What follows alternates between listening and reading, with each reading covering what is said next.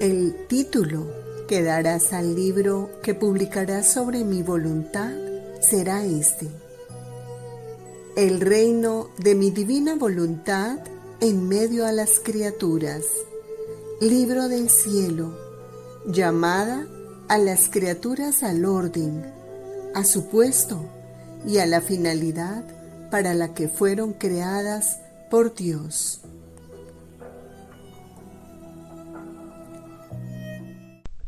En el nombre del Padre, y del Hijo, y del Espíritu Santo. Amén. 16 de enero del 2025. Queridos hermanos, nuestra pequeña escuela, que a la vez es inmensa, es la escuela de la divina voluntad, en la que el único Maestro, Jesucristo, junto con su madre y por medio de su pequeña hija Luisa, nos enseña y nos va formando y transformando poco a poco, para hacer de nosotros su gran herencia, su reino, que esté preparado para recibirle finalmente como Rey en su gran triunfo y así transforme la faz de la tierra. Por eso hemos hablado de 4 cosas que como criaturas debemos a Dios: reconocer quién es Él y lo que somos nosotros. Y por tanto, la primera es adoración, la segunda, darle honor y gloria, alabanza y bendición, la tercera, gratitud, y la cuarta, amor. Adoración, honor y gloria, gratitud y amor. Y eso en la divina voluntad, junto con Jesucristo, en nombre propio y de todas las criaturas. Adorar significa reconocer que pertenecemos a Dios, nuestra total dependencia de Él, su pleno derecho sobre nosotros, y adherir con plena conciencia y voluntad a Él, a su voluntad, con toda complacencia. La verdadera adoración se vuelve contemplación y amor que nos transforma. Debe ser encuentro con Jesús presente de modo especial en la Eucaristía. Él que es el camino, la verdad y la vida, y nadie va al Padre sino por medio de Él. El camino indica la fe y nos invita a recorrerlo con confianza, con perseverancia, con el deseo de llegar al verdadero destino, el Padre, una meta que aún no vemos, objeto de nuestra esperanza, que nos espera más allá del horizonte, un camino claro, preciso, recto, sin ambigüedades ni confusiones, porque la verdad es así, firme, que no puede cambiar, y quien la cambia se sale de la verdadera iglesia, de la salvación. Y la verdad nos lleva a la verdadera vida, al corazón de Dios, a la fuente del verdadero amor o caridad indicado desde el principio, es decir, la voluntad divina, el fiat divino. Como la vida física depende del respiro y del alimento, así es de la vida espiritual. La respiración del alma es la oración y el alimento es el conocimiento. No debemos confundir la oración con el rezar o leer oraciones o algún libro. Esas cosas pueden ser medios más o menos útiles para el fin, que es hacer comunión con el Señor. Y el conocimiento se obtiene mediante la lectura, en primer lugar del Evangelio y de la Sagrada Escritura, y luego, para descubrir y conocer el tesoro escondido y adquirirlo, la lectura de los escritos sobre la divina voluntad que el Señor ha querido darnos por medio de su pequeña hija Luisa. En fin, la vida cristiana se desarrolla a partir del conocimiento, que siempre ha de crecer, y es la fe. Se recorre con el deseo firme, y es la esperanza, y se realiza en el amor como respuesta al amor divino, o sea, la caridad. Hoy hablamos del conocimiento de la divina voluntad que el Señor no había dado antes de Luisa. Leo algunos párrafos de varios capítulos de los volúmenes 14 y 15 de Luisa. Le dice el Señor: Examina todas las vidas de santos que quieras, o libros de doctrina. En ninguno hallarás los prodigios de mi querer cuando obra en la criatura, y la criatura que obra en el mío.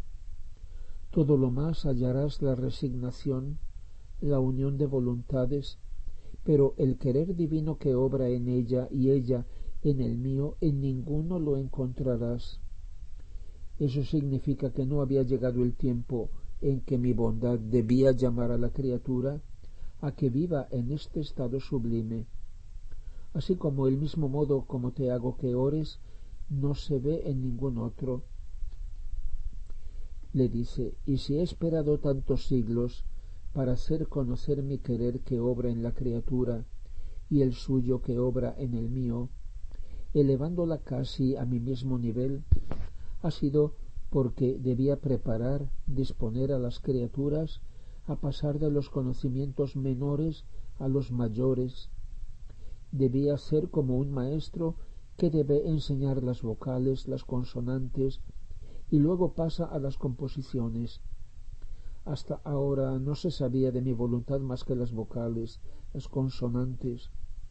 Era necesario que pasara a las composiciones, y eso me desarrollará la vida de mi voluntad. La primera composición la quiero de ti. Si estarás atenta, la harás bien, de modo que me darás el honor de un tema que te ha dado tú, Jesús, el tema más noble, el tema del querer eterno, que me dará la gloria más grande y que, formando la conexión con las criaturas, hará conocer nuevos horizontes, nuevos cielos y nuevos excesos de mi amor. Ves, en mi corazón, en mi querer supremo, todos mis actos internos que hizo mi humanidad están como en espera de salir como mensajeros para ponerse de camino. Esos actos fueron hechos para las criaturas y quieren darse y hacerse conocer. No dándose, se sienten como prisioneros y ruegan, suplican que mi querer los haga conocer para poder dar el bien que contienen. Le dice, hija mía, ¿aún no quieres convencerte que tanto se toma de luz, de gracia, de variedad de valores por cuanto se conoce? Desde luego que han habido santos que han hecho siempre mi querer, pero han tomado de mi voluntad en la medida que la conocían. Ellos sabían que hacer mi voluntad era el acto más grande, lo que más honor me daba y lo que llevaba a la santificación, y con esa intención la hacían, y eso tomaban, porque no hay santidad sin mi voluntad, y no puede resultar ningún bien, santidad grande o pequeña, sin ella. Tú debes saber que lo que mi voluntad era, es y será. No ha cambiado en nada, pero en la medida que se manifiesta, hace conocer la variedad de sus colores, de los efectos y el valor que contiene. Y no sólo se hace conocer, sino que da al alma la variedad de sus colores, efectos y valores. Porque, si no, ¿para qué hacerlos conocer? Mi voluntad ha hecho como un gran señor que hace ver un palacio suyo extensísimo y suntuoso. A los primeros ha mostrado el camino para ir a su palacio, a los segundos la puerta, a los terceros la escalinata, a los cuartos las primeras estancias, y a los últimos les ha abierto todas las salas, haciéndoles dueños y dándoles todos los bienes que hay en él.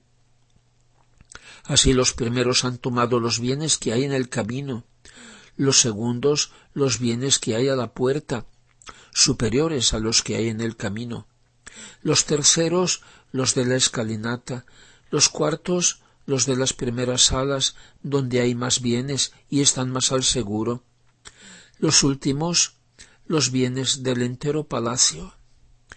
Así ha hecho mi voluntad. Debía hacer conocer el camino, la puerta, la escalinata, las primeras salas, para poder pasar a toda la inmensidad de mi querer y hacerles ver los grandes bienes que hay en él, y cómo la criatura, obrando en esos bienes que mi querer contiene, toma de la variedad de sus colores, de su inmensidad, santidad y potencia, y de todo lo que yo hago. Yo, al dar a conocer, doy e imprimo en el alma la cualidad divina que hago conocer. Hija mía, mi voluntad es principio, medio y fin de cada virtud. Sin el germen de mi voluntad no se puede decir verdadera virtud. Ella es como la semilla de la planta. Después de que ha hundido sus raíces bajo tierra, cuanto más profundas son, tanto más alto se forma el árbol que la semilla contiene. Así que primero está la semilla. Esta forma las raíces. Las raíces tienen la fuerza de liberar de debajo de la tierra la planta, y al hacerse profundas las raíces, así se forman las ramas, las cuales van creciendo tan altas que forman una bella corona, la cual será la gloria del árbol, que produciendo abundantes frutos, será la utilidad y la gloria de aquel que lo sembró. Esa es la imagen de mi Iglesia. La semilla es mi voluntad, de la que nació y creció. Pero para crecer el árbol necesita tiempo, y para dar fruto algunos árboles necesitan siglos. Cuanto más preciosa es la planta, tanto más tiempo hace falta. Así es el árbol de mi voluntad, siendo el más precioso, el más noble y divino, el más alto, necesitaba tiempo para crecer y dar a conocer sus frutos. Así que la Iglesia ha conocido el germen, y no hay santidad sin él. Después ha conocido las ramas, pero siempre en torno a este árbol se ha estado. Ahora debe conocer los frutos para alimentarse y gozar de ellos. Y eso será toda mi gloria y mi corona, y de todas las virtudes y de toda la Iglesia. Ahora, ¿de qué te extrañas que en vez de manifestar antes los frutos de mi querer, los he manifestado a ti después de tantos siglos? Si el árbol no se había formado todavía, ¿cómo podía hacer conocer los frutos? Todas las cosas son así. Si se debe hacer un rey, no se corona al rey si primero no se forma el reino, el ejército, los ministros, el palacio. Por último se le corona. Y si se quisiera coronarlo sin formar el reino, el ejército, etc., sería un rey de burla. Ahora mi voluntad había de ser corona de todo y cumplimiento de mi gloria por parte de la criatura, porque sólo en mi voluntad puedo decir todo he cumplido. Y yo, viendo cumplido en ella todo lo que quiero, no sólo le hago conocer los frutos, sino que la alimento y la hago llegar a tal altura que supere a todos. Y este otro texto: hija mía, en mi voluntad eterna hallarás todos mis actos, como también los de mi mamá, que encerraban en sí todos los actos de las criaturas, de la primera a la última que ha de existir, como dentro de un manto, y ese manto estaba como formado por dos partes, una de las cuales se elevaba al cielo para devolver al Padre mío, con una voluntad divina, todo lo que las criaturas debían: amor, gloria, reparación y satisfacción. La otra se quedaba como en defensa y ayuda de las criaturas. Nadie más ha entrado en mi voluntad divina para hacer todo lo que hizo mi humanidad. Mis santos han hecho mi voluntad, pero no han entrado dentro para hacer todo lo que hace mi voluntad, y tomar como en una sola mirada todos los actos, desde el primer hombre hasta el último, y hacerse actores, espectadores y divinizadores.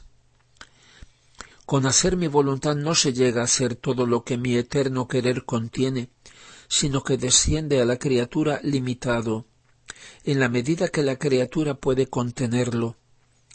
Sólo quien entra en él se extiende, se difunde como luz solar en los eternos vuelos de mi querer, y encontrando mis actos y los de mi mamá, añade el suyo. Mira en mi voluntad, ¿acaso hay otros actos de criatura multiplicados en los míos que llegan hasta el último acto que se ha de cumplir en esta tierra? Fíjate bien, no encontrarás ninguno. Eso quiere decir que nadie ha entrado. Solo estaba reservado abrir las puertas de mi eterno querer a la pequeña hija mía, para unificar sus actos a los míos y a los de mi mamá, y hacer todos nuestros actos triples ante la suprema majestad en favor de las criaturas. Ahora, habiendo abierto las puertas, pueden entrar otros con tal que se dispongan a un bien tan grande. Mis queridos hermanos, este conocimiento es el descubrimiento del tesoro escondido en un campo que el Señor ha dicho y que nos ofrece como el máximo de sus dones. Gloria al Padre y al Hijo y al Espíritu Santo, como era en el principio, ahora y siempre, y por los siglos de los siglos. Amén.